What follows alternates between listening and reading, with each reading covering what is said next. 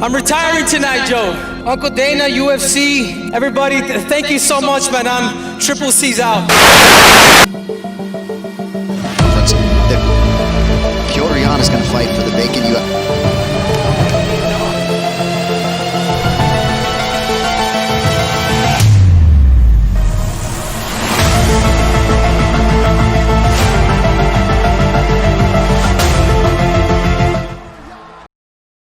What's going on, guys? It's your boy JFT for Combat Sports Central. Today we're looking at one of my favorite fighters in the UFC bantamweight division. He's challenging for the bantamweight world title this weekend on Yas Island, UFC's Fight Island. I'm so excited to see how he does against former featherweight world champion Jose Aldo. But without further ado, let's get straight into this video where we're taking a look at PETR YAN.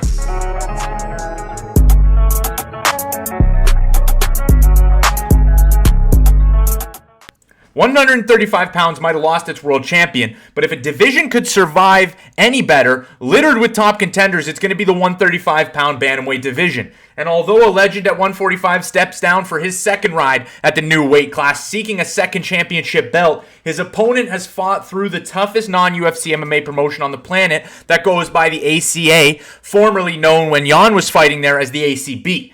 PETR YAN has fought in the same promotion as names such as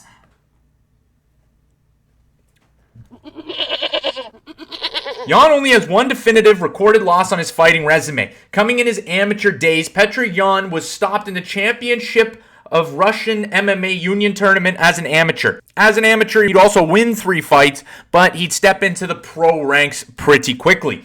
As a 1-0 pro at the time, he signed with the ACB to perform on their 14th event, and the beginning of a bantamweight Grand Prix that would span across multiple events. The ACB made its beginning like the UFC, but instead of 1993, the promotion began pumping out this type of Grand Prix-style MMA content to its Russian audience beginning in 2014. But back to Yan, in the debuting round of the tournament, Yan would choke out his opponent unconscious in the first minute of the fight,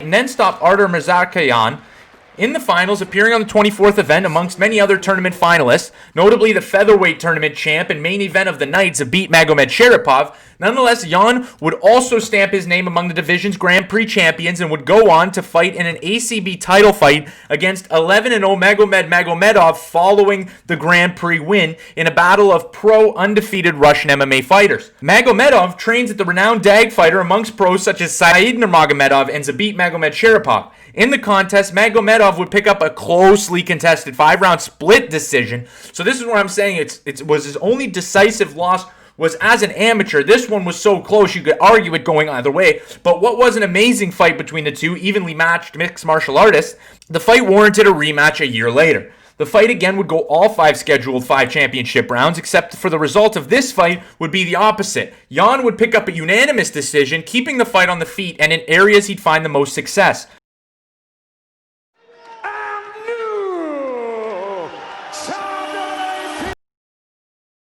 Fun fact about his opponent, Magomed Magomedov, he is also yet to lose since this exact fight and is on a 3-fight winning streak. His future is unclear. I'd be very surprised if not very soon we see the UFC signing Magomedov to a UFC contract, and maybe, just maybe, we can see the trilogy that never came to fruition in the ACB. As for PETR YAN, he'd go on to defend the ACB title once more before making the move to the UFC on UFC Fight Night 132, Cerrone vs. Edwards. There, he'd make an instant impact, rocking Teruto Ishihara multiple times on the feet before delivering a straight right that would end the night in the first round. Yan then found himself picking up victory after victory against increasingly more challenging names in the tough UFC bantamweight division. It would be February of 2019 when Yan would get his first booking against a top 15 challenger in John Dodson, a former flyweight title challenger. Dodson would actually knock Yan down in the second round, but even with that, all 3 judges scored that round in favor of Yan. As for the stats of the fight, Yan nearly tripled Dodson in significant strikes, and Yan even outlanded Dodson 30-4 in the third round. Next up, Yan would step in there with number 7 ranked Jimmy Rivera, who had been on a run of wins until losing 2 of 3 prior to the fight with Yan. Either way, Rivera was nearly a title challenger and took Aljamain Sterling, the next in line for the bantamweight title, all 3 rounds. In his matchup, Jan would actually be outlanded by Jimmy Rivera over the course of the contest, but with 2 knockdowns for Jan in the first and second round, plus a higher volume of output, Jan would secure the unanimous decision nod and would fall into place to fight the California kid, surging off of a massive win in California prior. Although you can hear many fans bring up the faults in Jan stepping into a title fight off of Uriah Faber, hell, Faber was 3-3 in his last 6. However, those 6 fights for Uriah Faber were against elite competition across different weight classes. Headed into the Jan fight specifically, Faber had defeated Brad Pickett and then stopped Ricky Simone in the first round in what was a moment of the year style moment in 2019. Nonetheless, in the fight, Jan made Faber look like a washed fighter, outstriking Faber 4-1, landing multiple knockdowns in round 2 and finishing the fight in the third with one of, if not the most badass sequences in bantamweight history.